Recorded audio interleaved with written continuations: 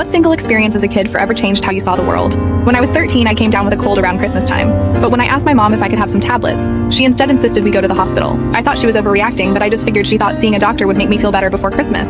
After all, she wouldn't want her 13-year-old daughter to be sick on Christmas. I ended up going to the hospital with her, and once there, she checked me into a room. I saw her speaking with the nurses just before she did, and all the nurses went pale and their jaws dropped as they kept glancing in my direction. Once I was in the room, I remember asking my mom if the doctor said I would be okay, and she reassured me that it was just a cold. I responded by asking if it was just a cold, why did the nurses look so worried, and why I was in this room. She told me not to ask questions I don't want answers to, and then shushed me when I tried to speak again. She left the room a minute later, telling me she was going to get some water and that she'd be right back, and that was the last time I ever saw my mother.